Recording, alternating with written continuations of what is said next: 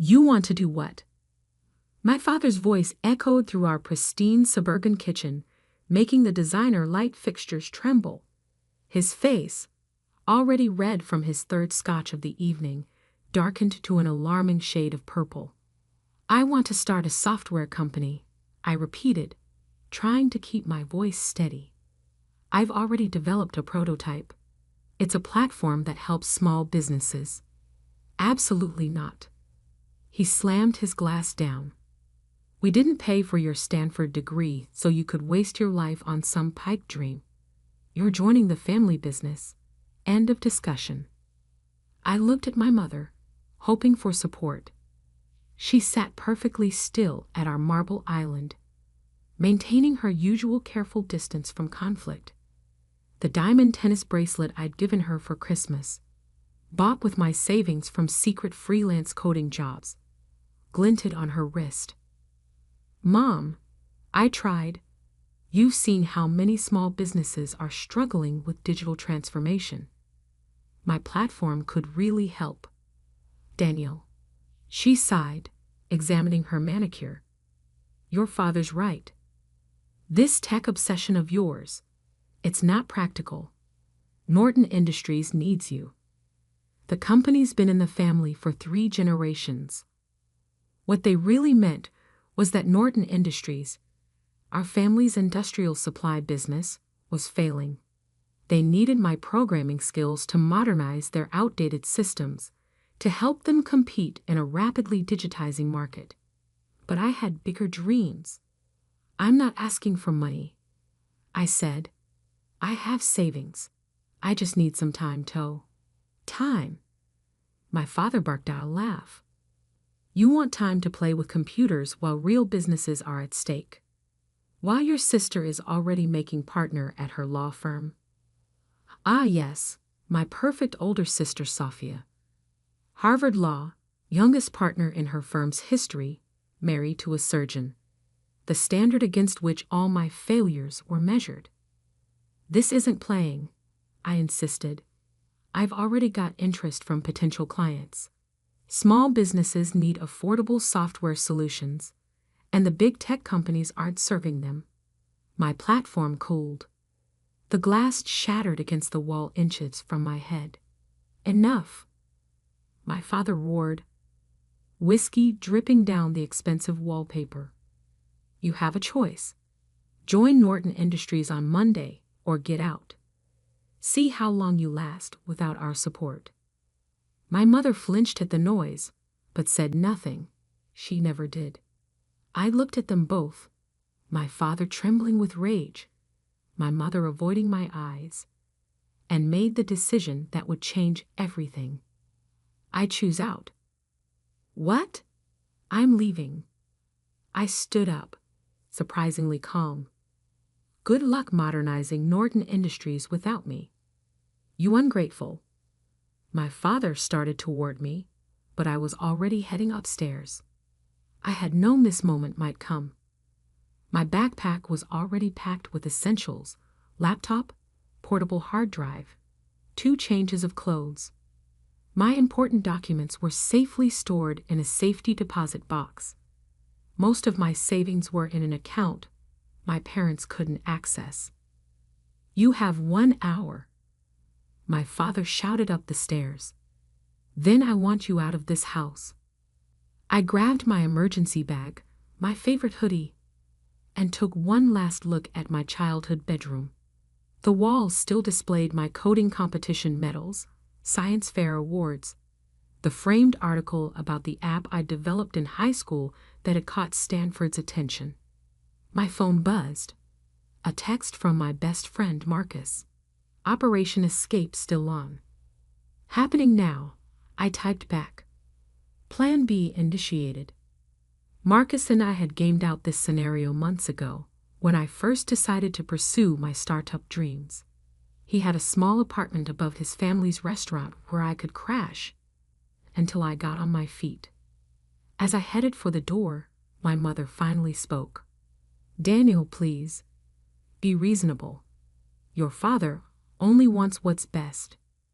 No, I cut her off. He wants what's best for Norton Industries. There's a difference. I walked out without looking back. The first night in my car was surreal. I'd parked on a quiet street 2 blocks from my parents' house, close enough to maintain a strong connection to their high-speed Wi-Fi network, which I'd installed and secured myself, far enough that they wouldn't spot me. My laptop glowed in the darkness as I continued coding, the familiar rhythm of keystrokes drowning out the voice in my head that whispered I was making a huge mistake. "You sure about this?" Marcus asked when he brought me dinner. "Is Mother's incredible pad thai? My couch is still available." I shook my head, showing him my workspace. Laptop, mobile hotspot for backup internet, power bank for emergencies. I need to stay mobile for now. Can't risk them finding me and trying to force me back. He peered at my screen. "What exactly are you building?" I pulled up my prototype's interface. I call it Smart Start. It's an all-in-one digital platform for small businesses. Point of sale, inventory management, customer relationships, online presence. Everything they need to compete in today's market, but simplified and affordable. Like what your dad's company needs? Similar, but designed for smaller businesses that can't afford enterprise solutions. I thought of all the local shops I'd seen struggle and fail because they couldn't keep up with digital transformation. There's a huge market being ignored by big tech. Marcus nodded slowly. His family's restaurant still used paper order tickets and a cash register from the 1990s. "How long until it's ready?" "Basic version? 2 months. I've got most of the core functions working. Just need to polish the interface and add some features." What I didn't tell him was that I was also secretly documenting everything wrong with Norton Industries systems. Every vulnerability, every inefficiency, every missed opportunity for digital innovation. Not out of spite, but because I knew that someday they'd need exactly what I was building. They just didn't know it yet. Life settled into a strange routine.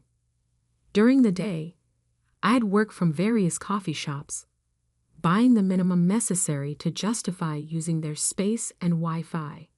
At night, I'd park near my parents' house, using their high-speed connection to upload code and run complex tests. I lived on protein bars, coffee, and Marcus's family's leftovers. Showered at a cheap gym membership. Learned which parking lots were safe to sleep in and which to avoid. It wasn't comfortable, but it was productive. Without distractions, without my father's constant criticism or my mother's passive disappointment, I could focus entirely on building Smart Start. 1 week in, my sister Safia tried to intervene. "This is ridiculous, Daniel," she said when she tracked me down at my usual coffee shop. "You're living in your car to prove what? That you can be as stubborn as Dad." I didn't look up from my coding. "I'm building something important. You're throwing away a guaranteed future with the family business." "The family business is dying," I said bluntly. "Dad's too proud to admit it. But their systems are ancient, their processes are inefficient, and their competitors are eating them alive. Then help fix it." I finally met her eyes. "That's exactly what I'm doing, just not the way they want." She left in frustration, but not before leaving a thick envelope on my table. Inside was $5,000 in cash with a note. "Don't be an idiot. Come home." I used the money to buy a better laptop and upgrade my development tools. The breakthrough came in month 2. I'd been approached by several small businesses interested in beta testing Smart Start. A local bookstore, a family-owned hardware store, a growing food truck business, all struggling with exactly the problems my platform was designed to solve. "This is exactly what we need," the bookstore owner said after I demonstrated the inventory management system. QuickBooks is too complicated, and the custom solutions are too expensive. How much would this cost? I quoted a price that made her eyes light up, deliberately lower than market rate, designed to build word of mouth. By month 3, I had paying customers. Small amounts, but steady income. Enough to rent a tiny studio apartment, though I kept it off the lease to stay under my parents' radar. Then came the call that changed everything. Is this Daniel Norton? The voice was professional, authoritative. Yes, this is Charles Widener from Tech Fund Ventures. We've been hearing interesting things about your Smart Start platform. My heart stopped. Tech Fund Ventures was one of the most prestigious early-stage investors in the country. One of our portfolio companies mentioned your solution. Said it's exactly what the small business market needs. Would you be interested in discussing potential investment? I gripped my phone tighter, thinking of all the nights coding in my car, all the meals skipped to buy server time, all the doubts and fears pushed aside to pursue this dream. Yes, I said, I would definitely be interested. What I didn't know then was that this conversation would set in motion a chain of events that would not only validate my vision, but also bring me face to face with my family's business failures in a way none of us could have predicted. The Tech Fund Ventures office occupied the top floor of a gleaming downtown skyscraper, exactly the kind of place my father would approve of. I adjusted my one good suit, bought secondhand for investor meetings, and tried not to look like someone who'd been living in his car 2 months ago. Charles Widener was younger than I expected, maybe early 40s, with the relaxed confidence of someone who'd made his fortune in the first .com boom. Walk me through it again, he said, gesturing to the conference room's massive display where my Smart Start demo was running. I pulled up the interface that had become as familiar as my own reflection. Small businesses are drowning in digital complexity. They need e-commerce, inventory management, customer relationship tools, but existing solutions are either too expensive, too complicated, or too limited. I demonstrated how a small business owner could set up their entire digital presence in under an hour. Point of sale, inventory tracking, customer communications, even basic analytics, all integrated, all simple enough for anyone to use. And this scales? Charles asked. Completely. The architecture is cloud-based, modular. We can add features as businesses grow, integrate with other platforms, but the core stays simple. He nodded slowly. And your current users? 28 paying customers, all from word of mouth. 0 churn rate. Average user engagement is 4 hours daily. That's impressive. He pulled up another screen. My company's incorporation documents. Innovative Solutions LLC. Registered 6 months ago. Yes, all self-funded so far. He studied me carefully. You're Jonathan Norton's son. My heart skipped. You know my father? Norton Industries was one of my first investments, back in the day, before your father bought out the minority shareholders. His expression turned thoughtful. They're having trouble adapting to digital markets, I hear. I kept my face neutral. I wouldn't know. I'm not involved with Norton Industries. Interesting.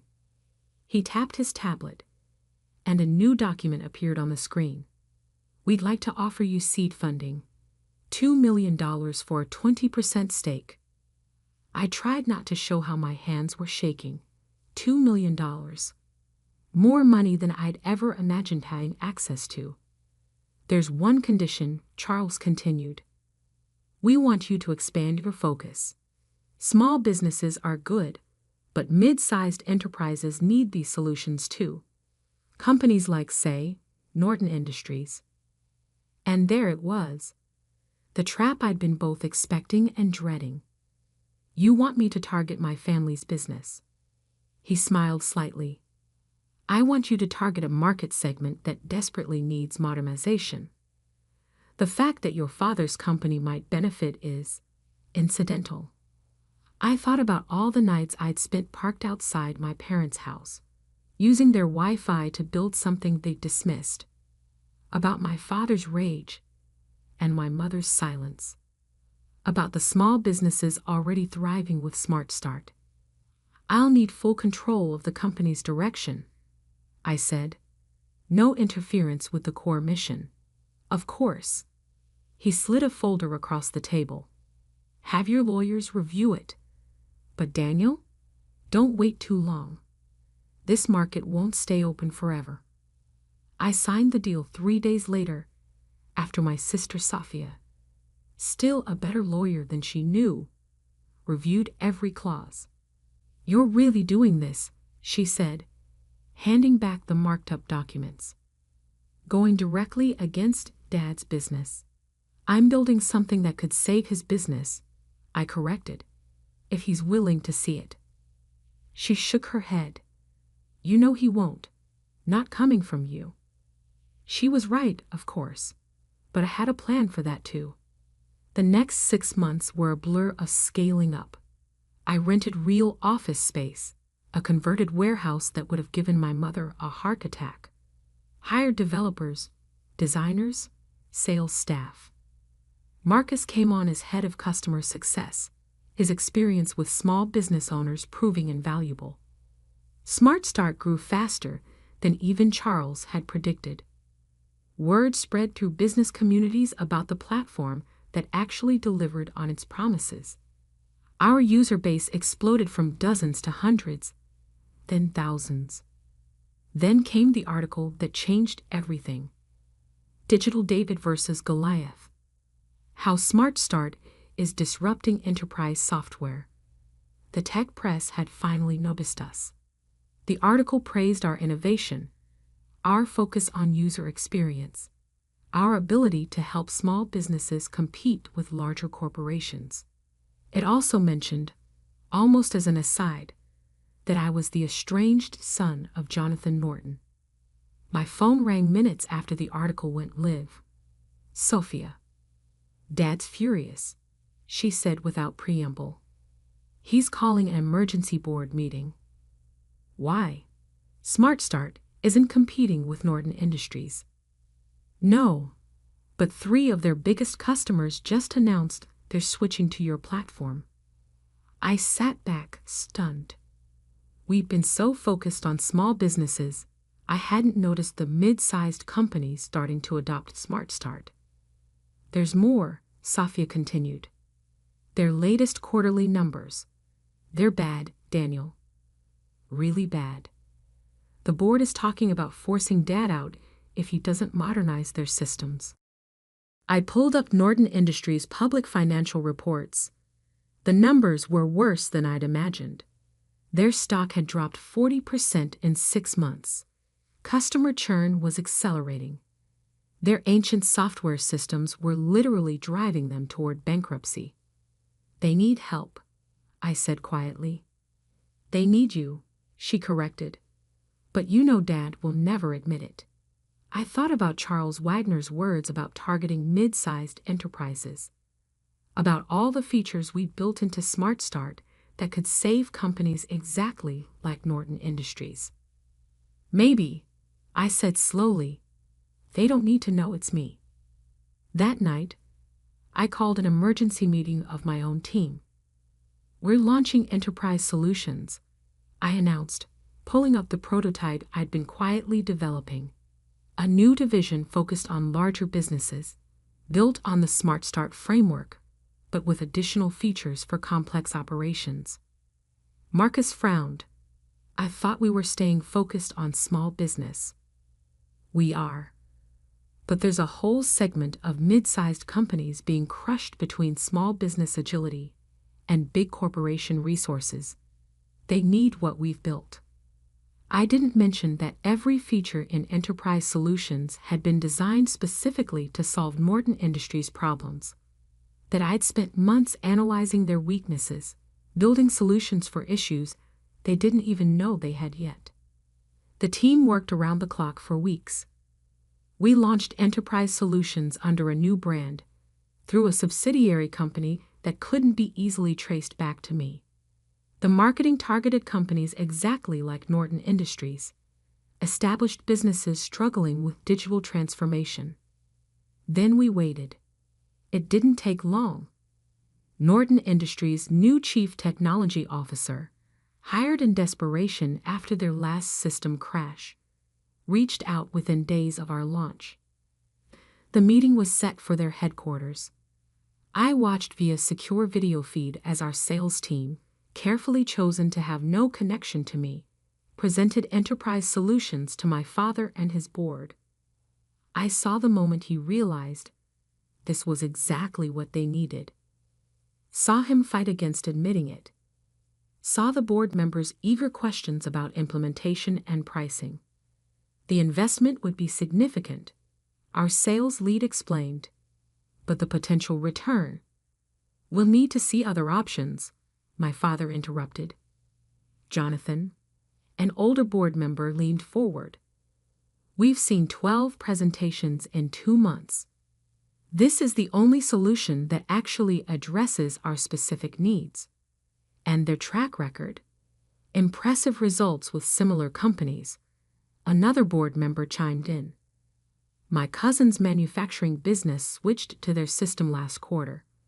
Saw immediate improvements. I watched my father's face as he realized he was losing this fight. The board wanted change. Their customers demanded it. Enterprise Solutions was their best chance at survival. Fine, he growled. Start the procurement process. I closed the video feed, feeling strangely hollow. I'd done it. Created exactly what Norton Industries needed. Proved my vision was right. So why didn't it feel like victory? The answer came 3 days later when Sophia called again. Dad's drinking, she said without preamble. Really drinking. Mom's talking about separation. My stomach clenched. Because of enterprise solutions? Because he knows he failed. The company's falling apart, and he had to go begging to outsiders for help. She paused. He keeps saying he should have listened to you. I stared out my office window at the city skyline, thinking of all the choices that had led us here. My father's stubbornness, my own pride, the walls of silence we'd built between us. What if? I said slowly. There was a way to save both the company and his pride. How? I have an idea, but I'll need your help. The Norton Industries board meeting was scheduled for 9 a.m. on a Thursday. I sat in my car outside their headquarters, the same spot where I'd once parked to use their Wi-Fi, watching familiar faces file into the building. My father arrived last, looking older than I remembered. His normally immaculate suit was slightly rumpled, his walk less confident than the stride I'd grown up admiring. Everything ready? I asked into my phone. All set, Sophia confirmed. The board members are prepped. Charles Wagner just arrived. And Mom, in position, though she's still not sure about this. I adjusted my tie, designer now, but still not the brand my father would choose. It has to be today. The Enterprise Solutions contract needs board approval by end of week. Good luck, Sophia said softly. Try not to enjoy this too much. I smiled despite my nerves. She knew me too well. The security guard did a double take as I walked in. Last time I'd been here, I'd been escorted out after another fight about joining the family business. Now I was back on my own terms. The boardroom fell silent as I entered. My father's face went from surprised to angry to confused in rapid succession. Charles Wagner, sitting near the head of the table, merely nodded as if he'd been expecting me. What are you doing here? My father demanded. I'm here to discuss the Enterprise Solutions contract, I said calmly, placing my laptop on the table. This is a closed board meeting. Security. Actually, Charles interrupted smoothly. Mr. Norton is here at my request. As the majority investor in Enterprise Solutions, I believe his input is crucial to this discussion. My father's face went pale. You? What? I connected my laptop to the display screen, pulling up a familiar interface, but not Enterprise Solutions. Instead, I showed them the original Smart Start dashboard, complete with my earliest notes and sketches. I started building this the day you kicked me out, I explained. Using your Wi-Fi, actually, since I was living in my car at the time. The board members shifted uncomfortably. My mother, sitting quietly in her usual corner seat, finally looked directly at me. Smart Start grew faster than anyone expected, I continued. Small businesses loved it because it solved real problems simply and affordably. But I knew larger companies needed similar solutions. I switched to the Enterprise Solutions interface. Every feature in this system was designed specifically to address Norton Industries' challenges: the inventory management, the customer tracking, the integration capabilities, all built based on intimate knowledge of what this company needs. You've been spying on us? My father's voice shook with rage. No, I've been trying to save your company. The same company you wanted me to join, but only on your terms. Charles Wagner cleared his throat. The board has reviewed Mr. Norton's proposal. Enterprise Solutions isn't just a software platform, it's a potential merger opportunity. My father's head snapped up. Merger? I pulled up new slides, the detailed merger proposal I'd spent weeks preparing. Smart Start Technology would acquire a controlling interest in Norton Industries, I explained. But the Norton name stays. The legacy business continues, enhanced by modern technology.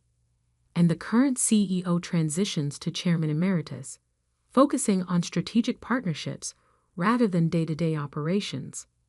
The room was absolutely silent. You want to buy my company? My father whispered. I want to save it, I corrected. Transform it into something that honors its history while embracing the future. But it has to happen now, before the market completely passes you by. My mother spoke for the first time. Jonathan, listen to him. He turned to her, startled. In 30 years of board meetings, she'd never spoken up. I've seen what Daniel built, she continued. What he sacrificed to build it. This isn't about winning or losing. It's about family. Family? He barked out a laugh. He abandoned the family business. No, I said quietly. I found a different way to support it. Every feature, every innovation in Enterprise Solutions was designed with Norton Industries in mind. Because despite everything, I never stopped believing in what this company could be. I walked over to his chair, pulled up one more document on my tablet. My original business plan, written in my car that first night after being kicked out. The title read, Project Phoenix, Modernizing Norton Industries Through Independent Innovation. He stared at the document, recognition dawning. This was your plan all along. Plan B, actually. Plan A was convincing you to modernize from within. But you weren't ready to listen then. Charles Wagner stood up. The board needs to vote on this merger proposal by end of day. I suggest we take a brief recess to process this information. People filed out, leaving me alone with my father. He sat there, staring at my business plan, looking lost. Why didn't you tell me? He finally asked. Would you have listened? Really listened, not just heard what you wanted to hear. He was quiet for a long moment. You built all this, using our Wi-Fi? I couldn't help but laugh. That's what you're focusing on? No, He ran a hand through his gray hair. I'm trying to understand how my son went from living in his car to offering to buy my company in less than 2 years. The same way you built this company. By seeing an opportunity everyone else missed. By working harder than anyone thought possible. By believing in something bigger than myself. He nodded slowly. Your grandfather would have loved this, you know. He always said the best business lessons come from proving the skeptics wrong. I learned that from you, actually. All those stories about how you built Morton Industries, how you proved everyone wrong who said it would fail. I sat down next to him. I just did it my way, instead of yours. The board voted unanimously to approve the merger. My father, after the longest pause of my life, voted yes. The transition wasn't smooth. Change never is, especially in family businesses. But slowly, surely, Norton Industries began to transform. We kept the name, but modernized the brand. Kept the core business my grandfather had built, but enhanced it with technology that helped it thrive in the digital age. Smart Start's innovation combined with Norton's stability created something neither company could have achieved alone. 1 year later, I sat in what had been my father's office, our office now, since he'd finally accepted the chairman emeritus role. We were reviewing quarterly numbers, which had exceeded all projections. You were right, he said suddenly. I looked up. About what? About everything. The technology. The market changes. The need to adapt. He met my eyes. I was too proud to see it. Too scared of losing control. And now, he gestured at the tablet, showing our latest results. Now I'm proud of what you built. What we're building together. My phone buzzed. A message from Marcus about a potential new acquisition target. Another struggling family business that needed exactly what we created. Speaking of building, I said, pulling up the proposal. What do you think about expanding our enterprise division? He smiled. The real smile I remembered from childhood, before stress and fear had hardened him. Tell me more. Later that night, I drove past our old house. The Wi-Fi signal was still strong. I'd upgraded their system last month, though they didn't know it. I thought about that first night in my car, coding by the glow of my laptop, running on determination and spite and dreams of proving everyone wrong. But success, I'd learned, wasn't about proving others wrong. It was about proving yourself right. About building something so undeniable that even the strongest skeptics have to acknowledge its value. My phone buzzed again, a family dinner reminder from my mother. These were regular events now, though the conversation had shifted from criticism to collaboration, from judgment to genuine interest. Coming, I texted back. Then, because I couldn't resist, using the Wi-Fi to send this. Her response came quickly. Very funny. Your father says bring the new acquisition proposal. And yes, he's actually smiling about it. I smiled too, thinking of how far we come. From rejection to reunion. From competition to collaboration.